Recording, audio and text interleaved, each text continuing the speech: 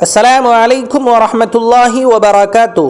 ناظرین و سامعین، جیسا کہ آپ سبھی کو معلوم ہے کہ وارانسی کی جامع مسجد گیان واپی میں عدالت نے ابھی چند دن پہلے اس کے تہہ خانے میں پوجا کرنے کی اجازت دے دی تھی اور پوجا شروع بھی ہو گئی تھی۔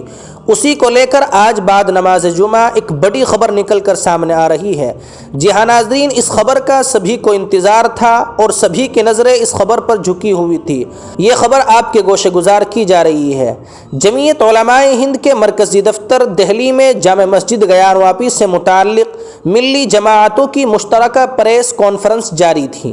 جمعیت علماء ہند کے صدر محترم حضرت مولانا سید ارشد مدنی صاحب، اسی طریقے سے آل انڈیا مسلم پرسنل لا بورڈ کے صدر محترم حضرت مولانا خالد سیف اللہ رحمانی صاحب، جمعیت علماء ہند کے صدر محترم مولانا سید محمود اسعد مدنی صاحب، امیر جمعیت اہل حدیث مولانا اصغر علی امام مہدی سلفی صاحب، نائب امیر جماعت اسلامی انجینئر سلیم صاحب، نائب امیر جماعت اسلامی ملک معتصم خان صاحب سمیت متعدد ملی قیادتیں اس پریس کانفرنس میں شامل ہیں۔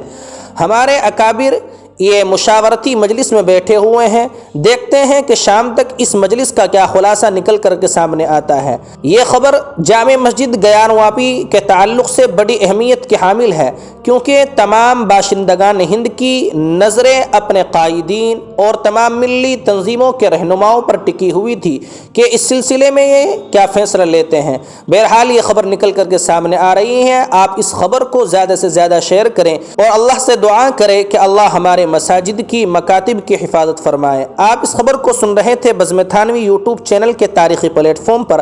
اگر آپ کو ہمارا یہ چینل پسند آتا ہو تو چینل کو سبسکرائب ضرور کریں۔ شکریہ، جزاکم اللہ خیرا و احسن الجزاء۔